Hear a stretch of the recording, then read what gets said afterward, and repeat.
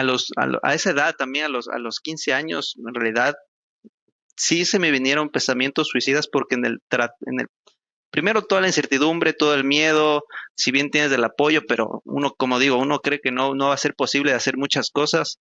Y después del tratamiento de quimioterapia que yo atravesé, que seguramente hoy por hoy sé que pueden ser diferentes y cada uno tendrá personas que atraviesan esto tendrán su historia, pero fue sumamente duro. Entonces, tú entras.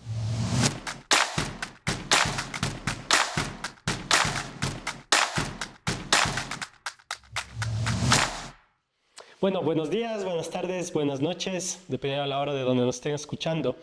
Estamos aquí con Pepo Vinuesa como invitado para este podcast. Pepo, bienvenido. Juanpa, ¿qué tal? Muchísimas gracias. Más bien yo encantado de volverte a ver, de volvernos a reunir para conversar y encantadísimo. Genial, Pepo. Muchas gracias, muchas gracias por este tiempo, por este espacio. Bueno, ahora estamos un poco más lejos, ahora estás saltando el charco, como dicen, estás por España. ¿Ya cuántos años te encuentras allá? Estamos, como sé decir, estamos en la Reconquista. Ya voy a cumplir, bueno, ya tengo 7 años, voy a cumplir 7, voy 6 años. Y recuerdo que ibas por 2 años. Iba por 2 años y ya se alargó, ya cumplimos 6 años aquí y la verdad muy contentos. Hemos pasado altos y bajos, por decirlo así, como todo reto, como todo cambio, pero muy contentos, chévere acá, la verdad, instaurándonos, haciendo vida aquí y por suerte estoy acompañado de mi esposa, entonces también la adaptación siempre se hace más fácil. Para los que nos están escuchando, Pepo es de Ecuador, nació y creció acá en Ecuador. Él tiene 50% parte ecuatoriana y 50% el, el- la samba brasilera. Exacto, exacto, tal cual. Y claro, Así mismo es, así mismo es. de aquí pasaste a Barcelona ya hace casi 7 años. Y cuéntanos un poquito más de ti. O sea, eh, ¿qué pasó cuando tenías 15 años? Bueno, yo cuando tenía 15 años, antes de venir acá a España, siempre estuve viviendo en Ecuador, a pesar de tener raíces maternas en Brasil. Pero a mis 15 años me diagnostican un cáncer, un osteosarcoma, que es un cáncer al hueso.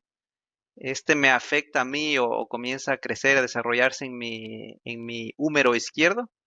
Y motivo de eso, me diagnostican después de varios procedimientos y varias etapas que es un cáncer lo que tengo y por ese motivo me hacen una desarticulación total de mi brazo izquierdo. O sea, no es ni siquiera una amputación. No tengo, yo ni siquiera tengo muñón. Entonces a mí me desarticularon todo mi brazo izquierdo por tener también un margen de seguridad porque el tumor estaba justo cerca del hombro. Entonces por un margen de protección me hicieron toda esta desarticulación y a mis 15 años me diagnostican en Ecuador, viajo a Brasil por esta facilidad que tengo de mi madre y hago todo un tratamiento de quimioterapia en Brasil, paso un año fuera y a la distancia, viviendo un año solo con mi madre, la familia un poco separada, mi padre y mi hermana en Ecuador. Pero paso este año, lo sobrevivo, como digo, y, y regreso a Ecuador nuevamente a todo este tema de adaptación, a tener una nueva vida, a reincorporarme a mis actividades diarias y ha sido un proceso largo, diría yo, de toda esta adaptación, que podemos más adelante entrar más a fondo, pero básicamente en pocas palabras es eso lo que me sucede a mí con 15 años. Claro, es un cambio tremendo. Nunca te hubieras imaginado estar en algo así o tener una experiencia así antes de eso. Totalmente, totalmente. Y con 15 años yo en un inicio ni siquiera, o sea, cuando vas al doctor, cuando yo tenía 15 años, y estamos hablando ya hace 20 años, o sea, como sabía decirlo, más de la mitad de mi vida con un solo brazo, pero hace 20 años siento que no había la tecnología y el acceso a la tecnología, que había tecnología, sí, pero no tanto como ahora. Yo ni siquiera sabía que era un cáncer, no conocía gente que tuviera cáncer. Entonces, con 15 años, pues, o sea, comienzo yo un tratamiento de quimioterapia, avanzas, mis padres tratan de hacer todo, pero cuando te dicen que vas a perder el brazo, la verdad tampoco te imaginas que pueda haber una vida sin un brazo, porque uno se cuestiona muchísimas cosas, qué va a ser de mí, qué va a pasar con mi vida, en lo personal, en lo laboral, en lo profesional, en lo emocional, en lo sentimental. Entonces uno se cuestiona muchísimas cosas y, y esa incertidumbre, como a todos, nos genera mucho miedo. Entonces, en ese tratamiento también de toda esa dificultad,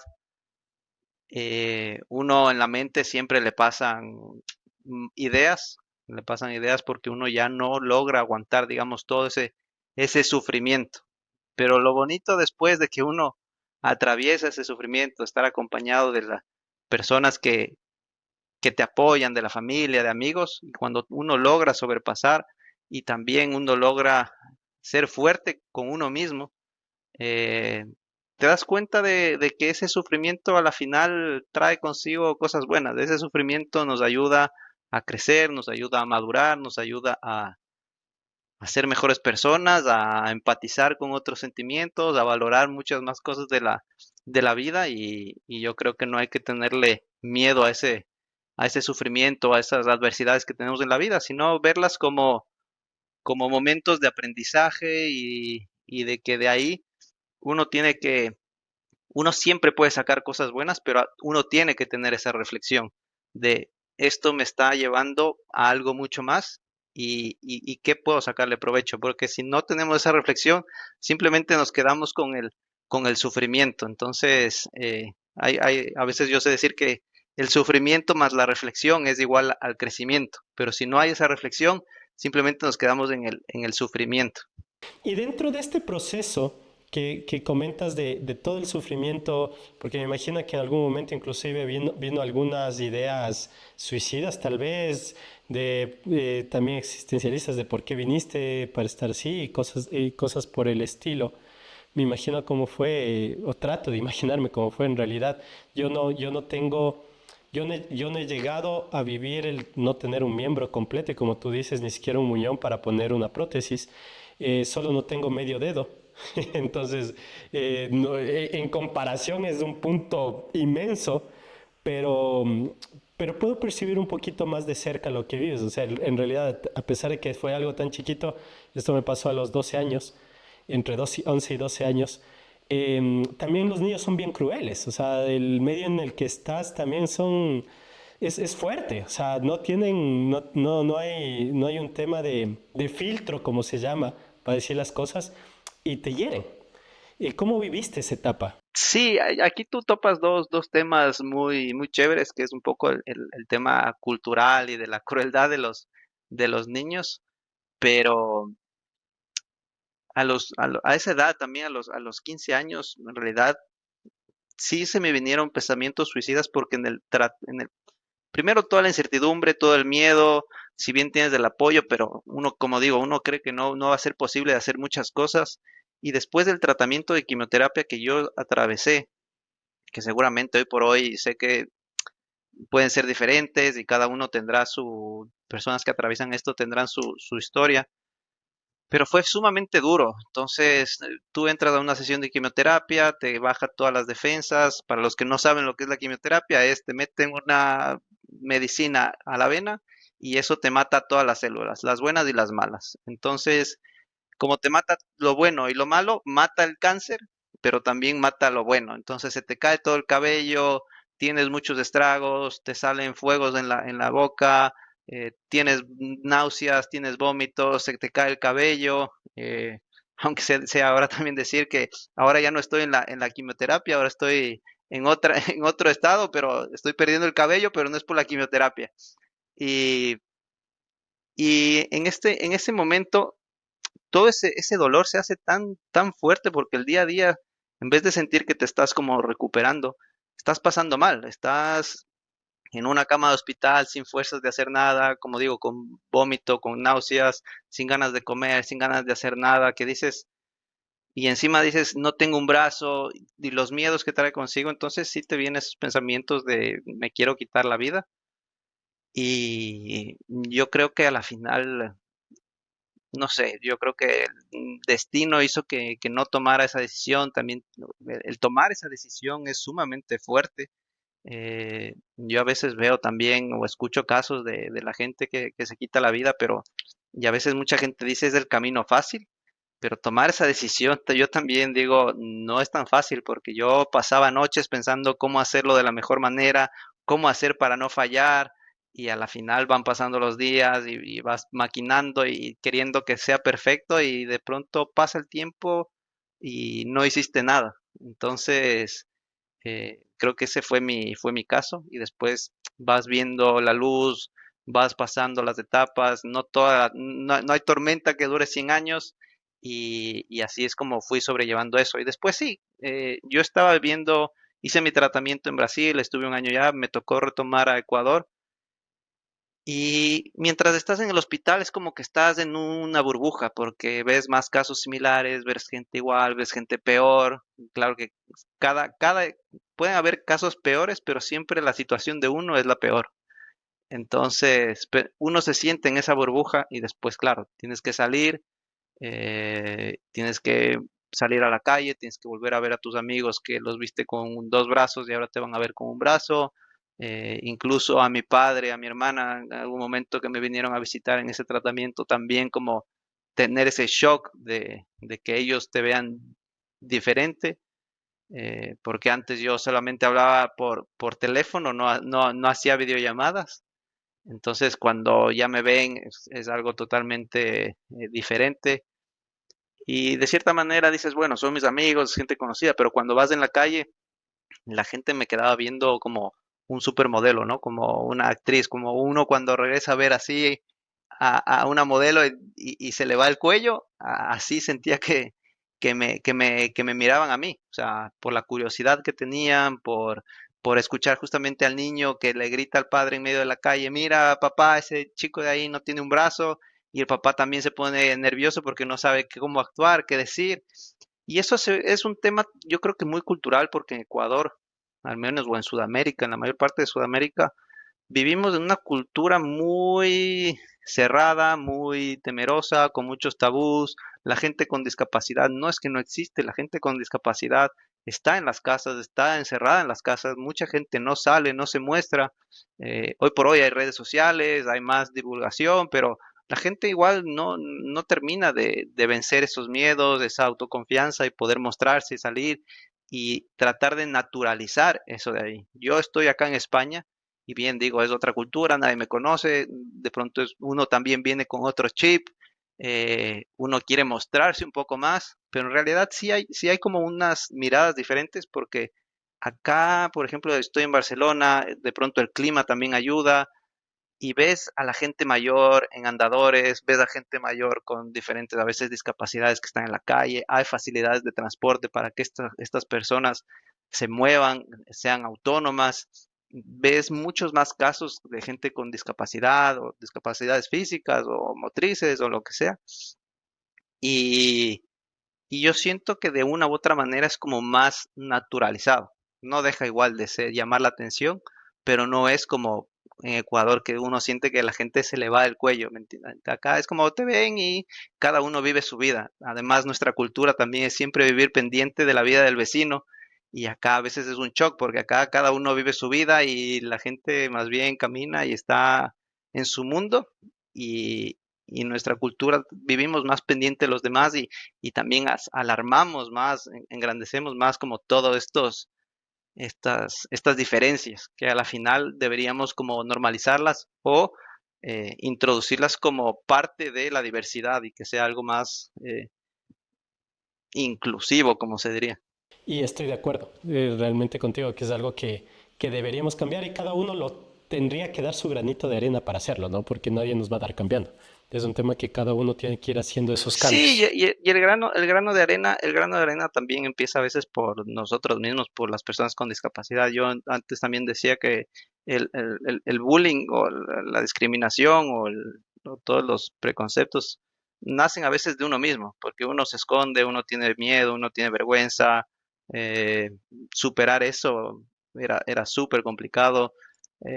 Yo empecé a nadar hace poco y estando aquí en España, pero nadar en Ecuador, si lo hacía con mi esposa o con familia y que me vean como en pocas, a pesar de que me muestro con una discapacidad, el tema de sacarte una camiseta y que vean también tus cicatrices, también es un shock para uno, para poderlo normalizar. Y como digo, todo es un proceso, no hay que ir ganando esa confianza y tal. Ahora nado, eh, me siento más cómodo mostrando mi cuerpo, también uno tiene que romper esa barrera y como todo, como empezar una rutina, como ir al gimnasio, los primeros días cuestan hasta que entras en rutina y después lo normalizas.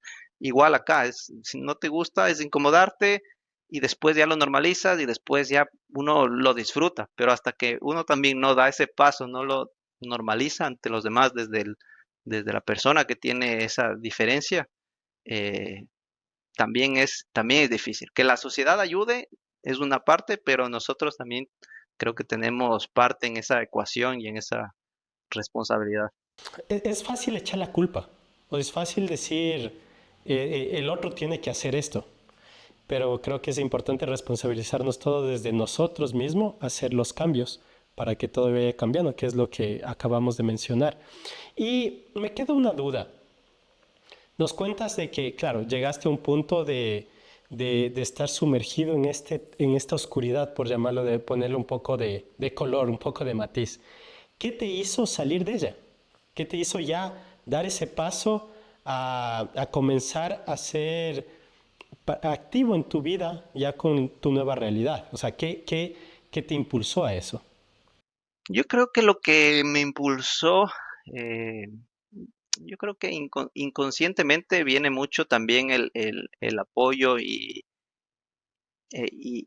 cómo mis padres también de cierta manera eh, no me sobreprotegieron en esta discapacidad, eso en un inicio, hasta un punto.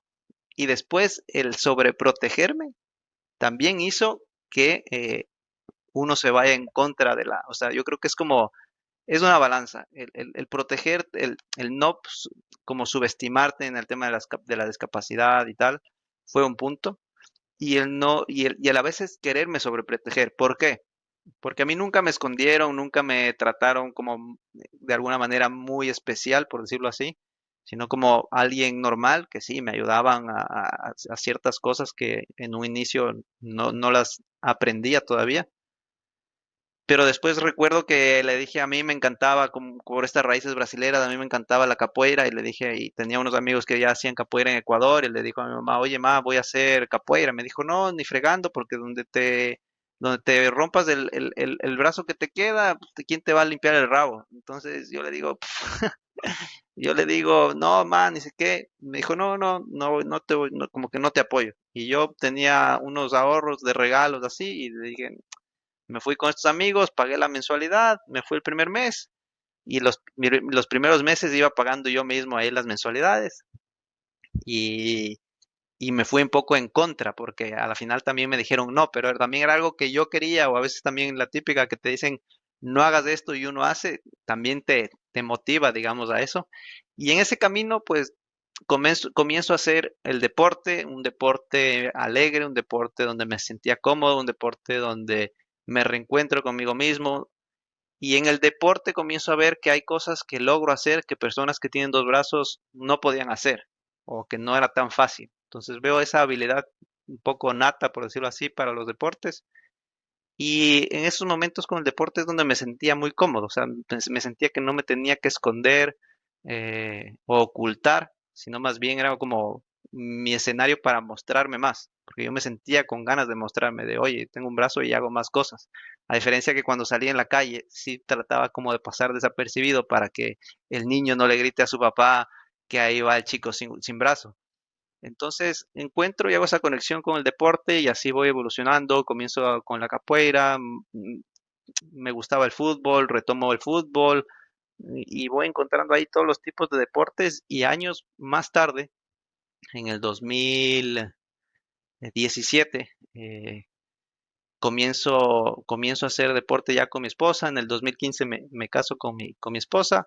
Comenzamos ahí la vida. 2016, 2017 nos comenzamos a preparar, a hacer deporte juntos.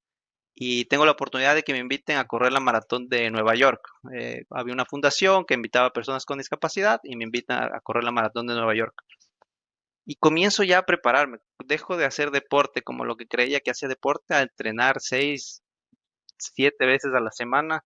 Entonces el cuerpo se va readaptando, vas disfrutando, ya entras en una rutina, se convierte en un estilo de vida y se vuelve algo ya del día a día. Y yo creo que eso es lo que me ha ayudado muchísimo a poderme incorporar, a poderme superar, a ponerme retos, a demostrarme que soy capaz de muchas más cosas, a disfrutar del sufrimiento, porque después de correr esta maratón, antes había corrido 10 kilómetros, en entrenos corrí media maratón antes de esta primera maratón y eso creo que fue como el despunte para los siguientes retos que fueron viniendo. Dos cosas aquí. La maratón, para los que no conocen más o menos, los que no saben, son correr más de 42 kilómetros. Exactamente son 42 kilómetros, 195 metros, que es lo que nos menciona Pepo. Y por otra parte, quería hacer un break de lo que nos estabas comentando y regresamos luego a la parte deportiva que nos estabas empezando a comentar un poco más. Porque hasta ahora en todo lo que hemos ido conversando, creo que algo que se ha repetido es que mencionas a tu esposa, Andrea. Entonces, y creo que es creo que es importante conversar de ella también, porque te ha acompañado en gran parte de este camino. ¿Cómo es esta parte dónde la conociste? ¿Cómo empezó esa historia de amor que ya ha durado no sé cuántos años? Cuéntanos también un poquito de eso. Bueno, el próximo año cumplimos 10 años de casados. Comenzó en el 2011, o sea, como pareja. Pero yo ya la conocía en el colegio. Yo soy un año mayor, entonces yo cuando viajo a Brasil a hacer mi tratamiento pierdo un año del colegio y regreso, digamos, a su generación. Ella no era compañera de mi curso, pero ya la conocía ahí de otro paralelo.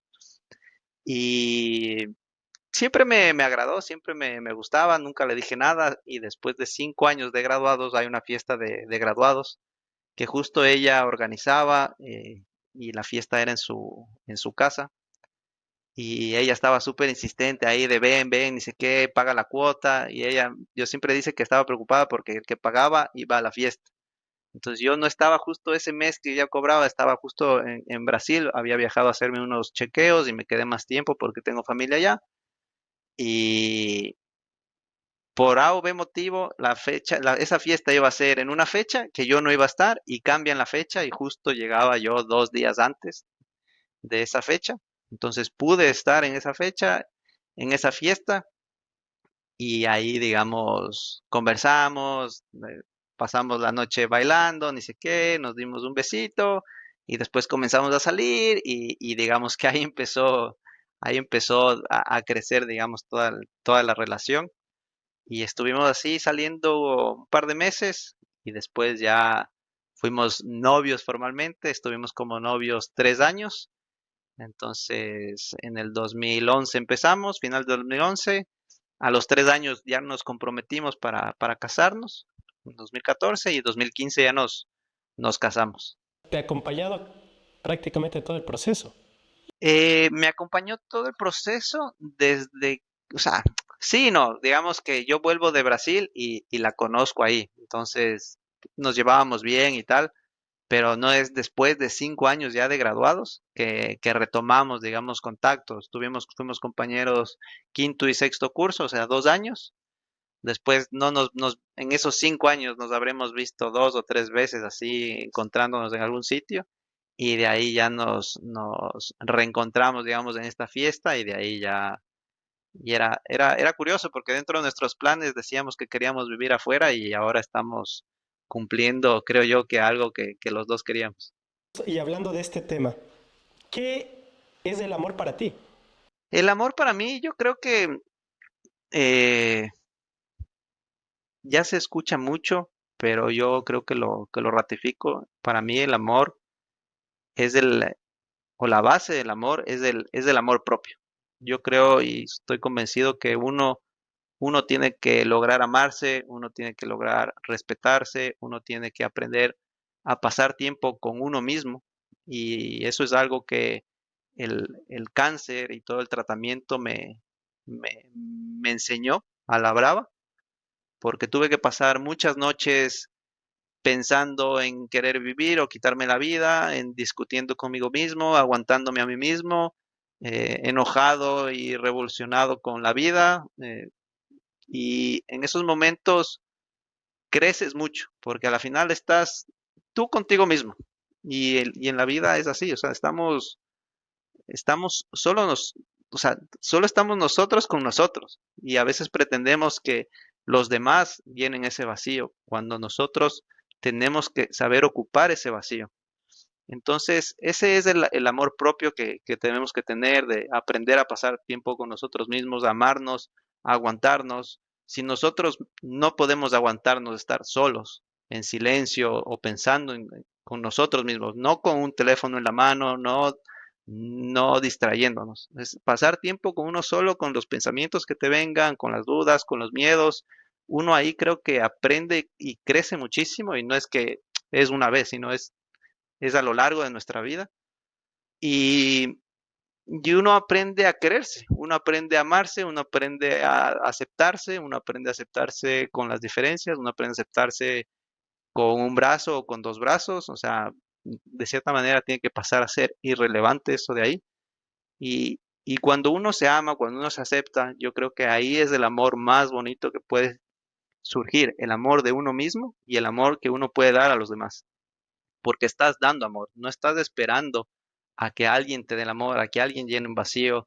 Ahí puedes dar ese amor a una pareja, a un hijo o a los seres queridos sin esperar nada a cambio, porque al final le estás dando, no estás esperando que te llenen ningún vacío, que te complementen, sino es una elección de querer compartir la vida con una persona porque tú te sientes a gusto contigo y quieres sentirte más aún a gusto con una persona más. Entonces yo creo que ese es el amor para mí, el, el- el quererse uno mismo, tener la autoestima, eh, amarse bien, tener una salud emocional.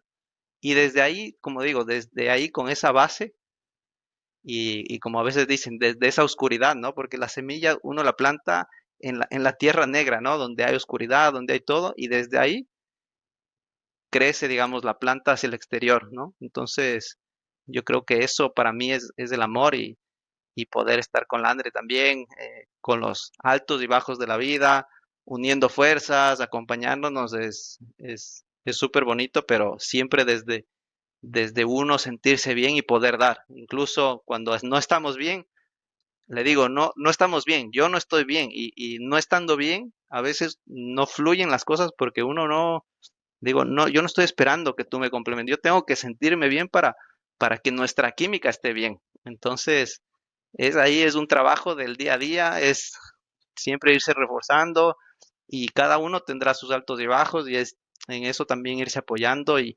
creciendo ese amor que a la final siempre es de adentro hacia afuera. Acabas de romper un mito. ¿Qué se dice coloquialmente, no? De que la media naranja, en realidad no, no somos mitades, estamos completos. Y los dos estamos completos y decidimos unir este tema completo para poder hacer una nueva unidad. Pero no dejamos de ser completos cada uno. Y el otro punto que mencionabas también es que lo que percibo es que este amor inicialmente hacia ti mismo es lo que fue esta fuerza transformadora en tu vida para que puedas ser ahora el Pepo que estamos conversando, con el que estoy conversando, con el que estamos viendo. Sí, totalmente. Y yo creo que ese amor, ese amor también no quito mérito al amor recibido en la infancia, que de pronto por parte de papá, mamá, cuando uno es pequeño, yo creo que también recibes eso y te ayuda mucho a tener como una buena base. No quita que si no lo tienes no lo puedas tener, pero genera una buena base y ayuda también a sobrepasar. Muchas personas tendremos diferentes caminos, diferentes montañas rusas, pero no puedo desmerecer, digamos, ese apoyo que sentí de pequeño, ese apoyo que sentí, que a veces uno también no entiende muchas cosas como hijo, pero ya viéndolo y recapacitando un poco más en la etapa adulta, creo que no faltó ese amor, ese afecto que te van dando y eso también te ayuda a poder tener como una buena base para de ahí también ir construyendo el amor propio. Sí, es fundamental que dentro de este proceso a unos cuesta construir un poco más que a otros. O sea, como hablábamos en la cultura en la que vivimos, no hay filtros para decir las cosas o fijarte qué le está pasando al de lado o regresarte a ver, como mencionabas, si estás caminando en la calle y todo eso va afectando. Y es un tema de ir construyendo para poder ir saliendo adelante. Y es un reto hermoso en realidad, digo que es un reto hermoso porque es una manera de construirte a ti mismo. Y de ahí nos comentabas que en este proceso, porque claro, regresamos un poco a qué fue ese catalizador para llegar a lo que conocemos ahora del Pepo deportista, del Pepo realizado personalmente. Y ahí descubrimos que este amor, creo que esta fuerza del amor es la que te permite generar esta transformación. Y ahí queda, me pregunto, el deporte, porque nos estamos ya empezando a comentar que el deporte te dio una nueva forma de ver la vida o de construir un nuevo Pepo. Regresemos un poquito a eso. Cuéntanos, comenzaste con capoeira y nos cuentas que has pasado por varios deportes. ¿Qué deportes o cuáles son los deportes más raros que has hecho? Aparentemente raros, digo, ¿no? De una manera que dicen que no es, tal vez no es común hacerla para todos. Entonces, cuéntanos un poquito de ello. O sea, a mí me gusta, me ha gustado también practicar o probar diferentes deportes o actividades, diría yo, con un solo brazo, por decirlo así. Empezando con la capoeira, me dediqué, digamos, un buen tiempo a practicarlo. En ese camino me gustaba, ya practicaba antes del fútbol, antes de perder el brazo, me tomó un tiempo, digamos, retomarlo como a buen nivel, por decirlo así, pero de ahí volví un poco a jugar el fútbol. Eh, Me gusta o me gustaba eh, patinar en patines de línea, eh, en la bicicleta, hoy por hoy nadando, corriendo, escalando, ¿qué más? Escalando pared, roquitas o escalando nevados, ¿qué más? Jugando PlayStation con una mano, en el trabajo como ingeniero subiendo torres o estructuras, ¿qué más? Manejando con una mano a carros normales que no sean automáticos. ¿Qué más? ¿Qué más? Jugando billar también, me gusta jugar billar. Entonces son actividades que he ido desarrollando, pero con la capoeira estuve un buen tiempo. De ahí en la universidad me dediqué un poco a jugar fútbol también y siempre me gustó correr. Pensaba que corría, o sea, me daba una vuelta a la Carolina cada de vez en nunca, pero después ya empecé al gimnasio, a hacer entrenamientos funcionales y de ahí descubro, digamos, el running o el trail running un poco más a profundidad. Ahí es lo que sucede este tema de la maratón en el 2017 y ya para el 2018 viajo acá a España. Ya mi plan era venir 2 años, pero aquí también en España la cultura del deporte, gracias a las Olimpiadas del 92, la cultura deportiva aquí es increíble. Hay carreras todos los fines de semana, hay deportes y actividades para todos los tipos, gustos y colores. Y se me da también la oportunidad de poder probar el triatlón. Y en el 2021, si no estoy mal, sale esa oportunidad y en el 2022, a finales del 2021 y en el 2022 hago mi debut ahí en triatlón, preparándome a lo mucho 5 meses o menos y pasé de nadar cero, o sea, yo no sabía nadar, sabía no ahogarme, pero no sabía nadar, a aprender a nadar de cero, a montarme en una bici, porque la típica, montaba una bici, pero la de la ciudad, no una bicicleta de ruta para ir a grandes velocidades y controlando ahí diferentes situaciones o haciendo distancias largas. Entonces comienzo ahí a prepararme un poco de todo esto y un poco antes también de todo esto, después de la pandemia me planteé hacer retos grandes, por decirlo así, de correr ultramaratones. Corrí una ultramaratón de 31 horas, donde acumulé 160 kilómetros. Y después en el 2021 hice una ultramaratón también en Ecuador. Corrimos desde la mitad del mundo hasta el Panecillo. Hicimos vueltas por la ciudad, por el Bicentenario, por la Carolina y así acumulamos 100 kilómetros hasta llegar al Panecillo. Entonces he ido ahí desafiando mi mente, mi cuerpo y, y ha sido increíble, la verdad. Encontré un club acá de triatlón con el que pude prepararme justamente para mi debut en triatlón y eso me llevó, dentro del triatlón también hay como modalidades o solo el triatlón es nadar, bicicleta y correr y no necesariamente el triatlón está vinculado con el Ironman, que a veces la gente piensa que haces triatlón y haces Ironman. El Ironman es lo mismo, pero en distancias un poco mayores. Y lo que yo hago es triatlones de distancia corta, digamos, pero esto me llevó también a probar el duatlón, y el duatlón es una modalidad de correr, bici, correr, en ese orden. Y con esto también he podido participar aquí en España en campeonatos de España. El año anterior quedé campeón de España en mi modalidad, compitiendo con más gente sí, con discapacidades, por decirlo así, y no a veces como a veces uno va a una carrera donde uno es el único discapacitado y quedas primero, pero porque no tienes competencia. Acá la verdad fue una experiencia súper chévere de poder compartir con gente de diferentes discapacidades, diferentes categorías, gente que incluso se está preparando para ir a las Olimpiadas.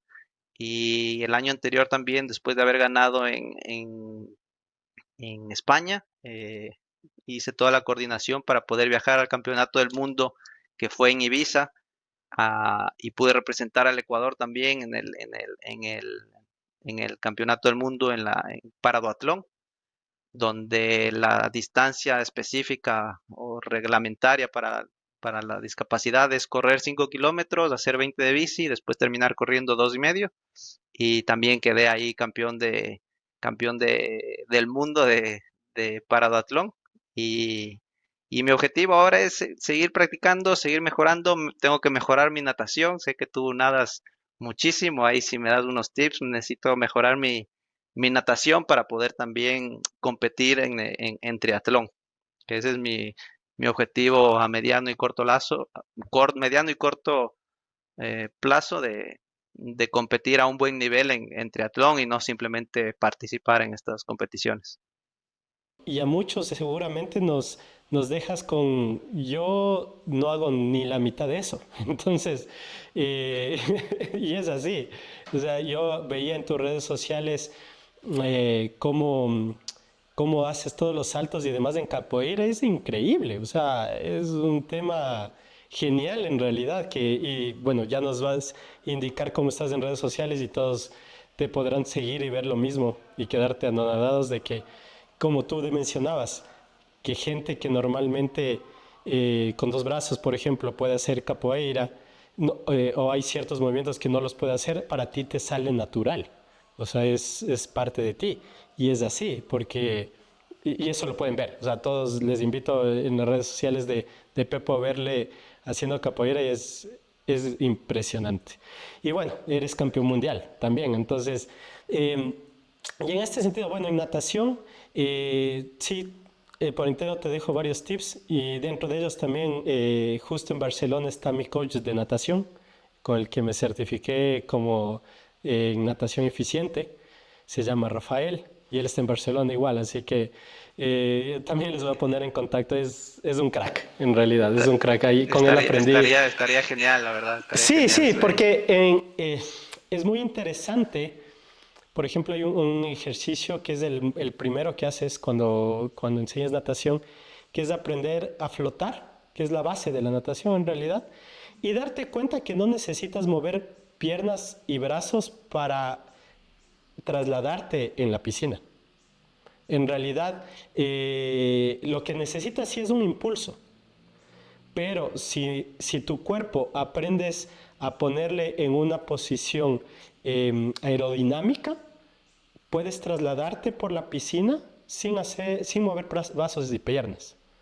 Entonces, lo que haces de mover brazos y piernas es para generar ese impulso y no tener que pararte, por ejemplo, si estuvieras en una piscina y volverte a impulsar desde el piso para poder avanzar. Lo que haces es darte ese impulso. Y luego ya viene en cómo hacer ese impulso para que sea eficiente y te canses menos. Entonces, ya el detalle ya lo vemos, pero esa es la idea, o sea, y te va a ir genial. O sea, estoy seguro que te va a ir genial con esa parte que me comentas que es la que más te cuesta. Después vas a decir es la más fácil. Estoy seguro. Espero que sea así porque me cuesta, me cuesta. Siento que también o sea, también tengo que tratar de verlo desde otro punto de vista y lo que he aprendido en año y medio, 2 años de no dar nada a lo que nado es increíble. Ahora soy más ambicioso y quiero optimizarlo y mejorar, como tú dices, no cansarme tanto, deslizarme más rápido, porque al final busco también poder nadar a un nivel competitivo y a la final es eso, es las técnicas, los detalles, ir puliendo y pues por interno ahí ya me dirás y la verdad me va a ayudar muchísimo. Sí, sí, con todo gusto. Y la idea es que es de ese tema, ¿no? Si tú ya has venido en- entrenando, practicando varios deportes, en cada uno trata de ir buscando la excelencia, ¿no? Y cada uno tiene su proceso, cada uno tiene su secretito, se podría decir, de cómo irlo trabajando. Y eso te ve cuando manejas una constante, como veo en tu vida, de que en cada cosa que haces tratas de ir buscando algo más, un pasito más allá, ser, como decías, ambicioso. Este es un tema de realización personal también, ¿no? Cómo te lo has ido planteando en esta aventura de la vida.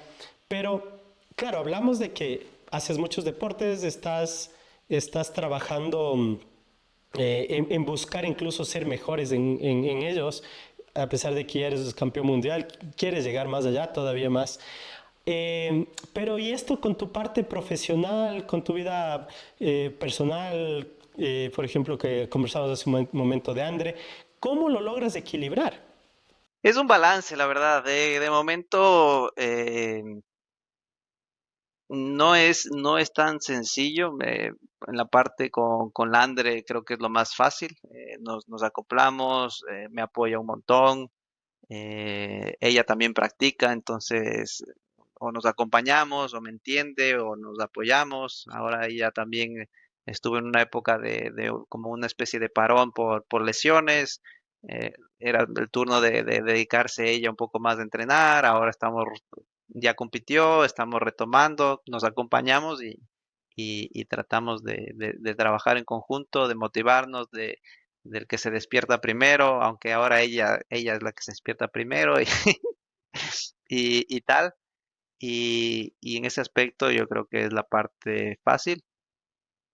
Y en la parte profesional, pues es compaginarlo temprano con entrenar, ir a trabajar y después de entrenar igual en la noche.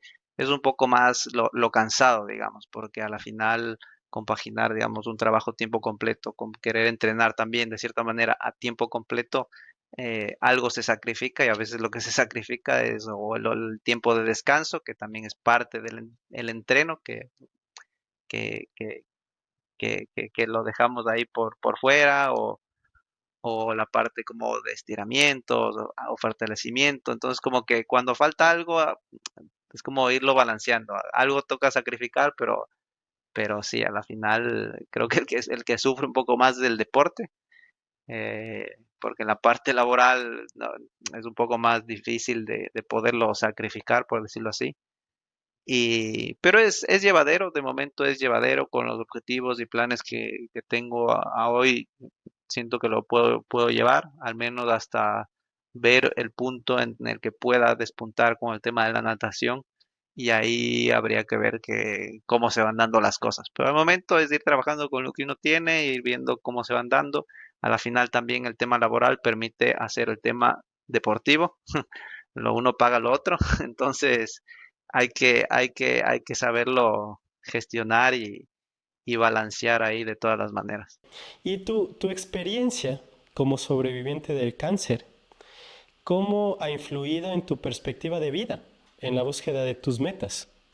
Yo creo que te quita un poco o sea, te quita un poco más que quitar, lo voy a cambiar. El tema del cáncer es como el sufrimiento que puede tener cualquier persona. En mi caso fue un cáncer, una amputación, todo un proceso, pero siento que todas las personas tenemos siempre un proceso eh, de salud o un proceso emocional o un proceso con pareja, un proceso con familia, un proceso con trabajo, un proceso interno y, y estos procesos a la final son desafíos o son problemas a resolver, que era un poco lo que comencé diciendo, que es ese sufrimiento al que nos buscamos. O es como meterse a hacer una ultramaratón en aguas abiertas o corriendo por el estilo. Es como uno busca a veces de su sufrimiento, pero al igual, es como ir al gimnasio y buscar el sufrimiento al músculo levantando pesas y haciendo repeticiones. O sea, uno tiene que buscar esa incomodidad, ese sufrimiento para a posterior ver, digamos, ese aprendizaje, ese resultado, ese crecimiento. Y eso es lo que me generó, digamos, a mí el cáncer y la amputación, es poder aprender, poder ver de otra manera, poder empatizar con las personas, aprender a adaptarme, adaptarte a una vida con un brazo, adaptarte a hacer las cosas con una sola mano, adaptarte a ponerte un reloj, a hacer tu día a día, por poner ejemplos, pero al final el mensaje es de adaptarnos al cambio. A veces tenemos un cambio de país, un cambio de trabajo, un cambio de pareja. Siempre estamos sometiéndonos a cambios y mientras más rápido nos adaptemos a ese cambio, lo sufrimos menos y lo podemos disfrutar un poco más, aprender un poco más y que sea un poco más llevadero. Y eso es yo sí lo que siento que me ha enseñado a mí el, el cáncer, hoy por hoy el deporte también, el día a día. Uno siempre está ahí aprendiendo y desafiándose y en crecimiento y en adaptación. Claro, nunca dejas de avanzar. Y va justamente con algo que he leído que tú dices, de que en algún momento de tu vida pensaste que al perder tu brazo te cortaban las alas para volar, pero descubriste que ya no se necesitan alas para volar, y eso es lo que estás viviendo ahora.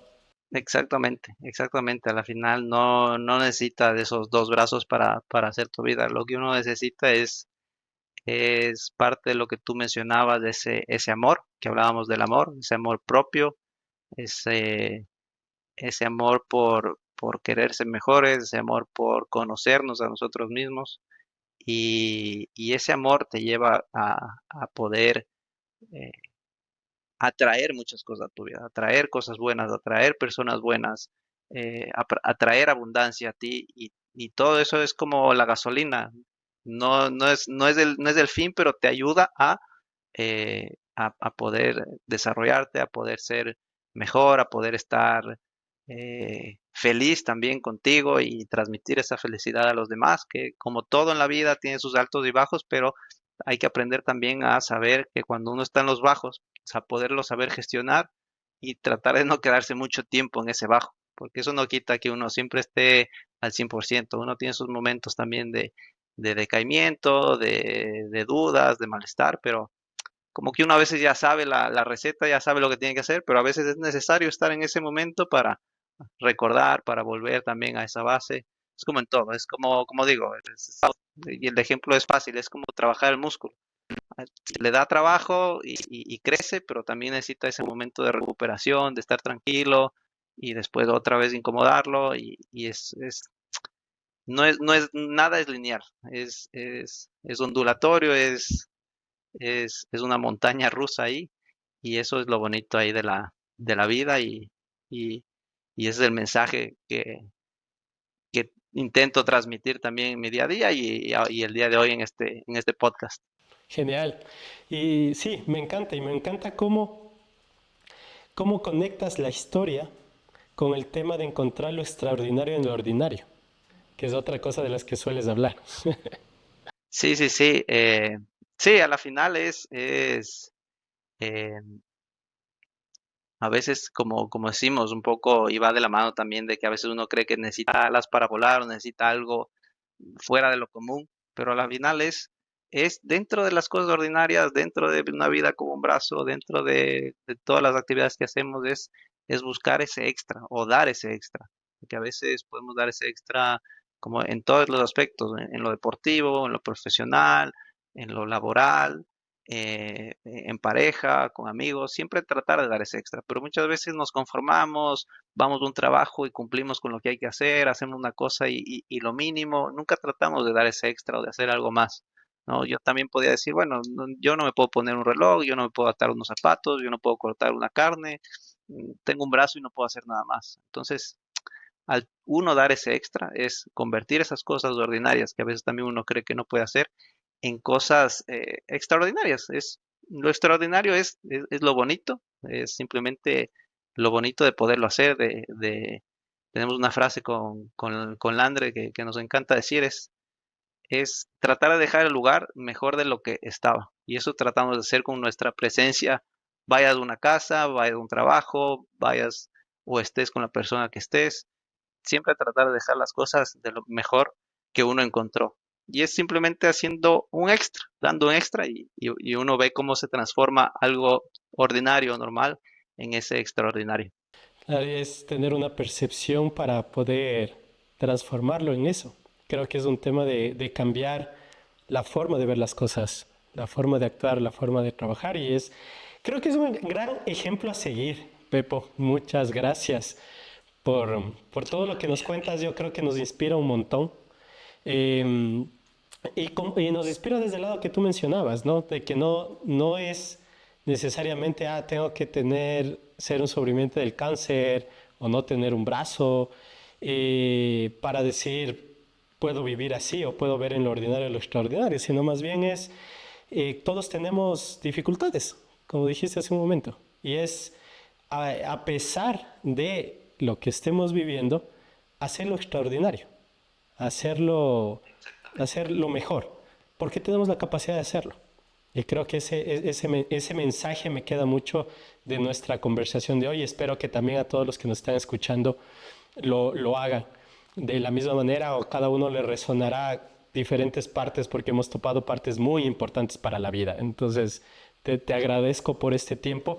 Para ir terminando y cerrando, ¿nos puedes recomendar algún libro, película, documental a todos los que nos están escuchando? Hay un libro que me gusta mucho y que suena ahí mucho, pero es del Club de las 5 de la mañana de Robin Sharma. No quiere decir que todos tengan que levantarse a las 5 de la mañana, ni que yo también me levanto todos los días a las 5 de la mañana, pero sí es una base para generar buenos hábitos y para conocerse un poco más. Por otro lado, película, me encanta la película o toda la serie de Matrix. Siento que es una película que cuando la ves con ojos profundos, digamos así, ves que vivimos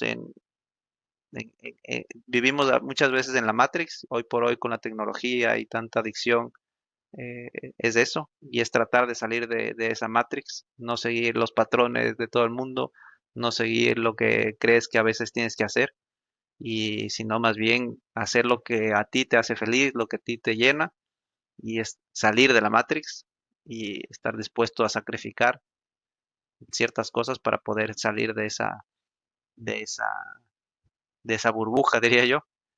Y yo creo que con esos dos me quedaría para recomendar. Genial, muchísimas gracias. Sí, a mí también me encanta Matrix, así que somos del team. Y de Buenísimo. salir, sí, me fascina, me fascina. Y justamente cuando sacaron la última, em, acá en algunos cines en Quito volvieron a repetir las anteriores. Entonces, claro, había que repetirse para ver la.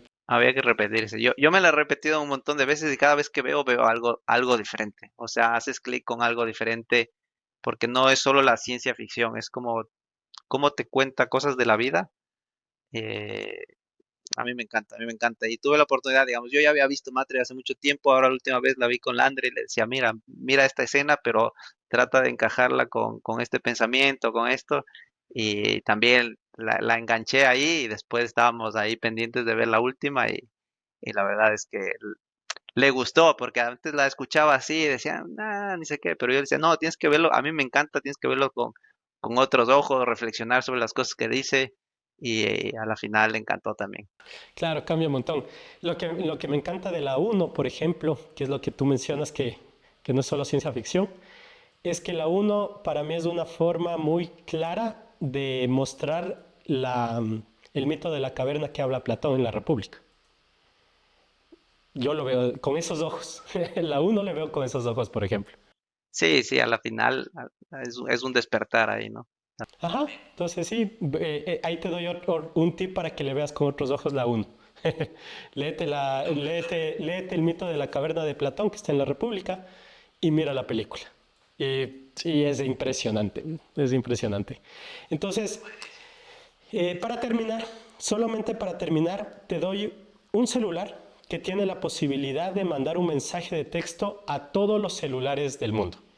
Y tiene un programa de inteligencia artificial para convertir en el idioma de que cada uno tiene su celular. ¿Qué mensaje le mandarías a todas las personas que les llegue este mensaje? O sea, un mensaje que me encantaría, pero sé que por más que a veces sea mensaje, de pronto llega y no, y rebota, pero es que nos enfoquemos más a conocernos a nosotros mismos y a trabajar en esa inteligencia emocional. A veces pretendemos que tenemos que estar preparados con otras circunstancias, pero en realidad cuando uno cree en uno mismo, cuando uno tiene ese amor propio, uno puede atraer muchas cosas, mucha abundancia a la vida de uno. Entonces, yo creo que eso es amarnos a nosotros mismos y prepararnos, siempre aprender de nosotros, de ese crecimiento personal y ese sería el mensaje con el que me despediría. Genial, me encanta el mensaje. Muchas gracias por tu tiempo. Eh, una consulta, cuéntales a toda la gente que nos está escuchando, viendo, dónde te pueden contactar. Sí, yo estoy en mis redes sociales como Pepo Vinuesa, en Instagram, Facebook, en mi página web también, pepovinuesa.com. Y ahí encantado de que me escriban, me sigan, vayan viendo ahí un poco mis aventuras y mis desafíos. Muchas gracias por ese tiempo, Pepo, y Juanpa, y quiero verte cumpliendo esos sueños que tienes. Seguro va a ser así. He visto desde hace algunos años que te conozco, me habías contado de algunos retos que tenías y veo que lo estás cumpliendo y has cumplido muchos otros más que nunca lo conversamos, nunca me contaste y creo que tampoco estaban planificados de no hacer. estaban, no estaban en el radar, No estaba. van saliendo ahí. Y me parece genial. O sea, y voy a ver Muchísimas gracias, muchos Juanpa. logros. Ya, muchas gracias también y nos vemos. Cuídate mucho y un abrazo. Un abrazo. Chao, chao. Chao.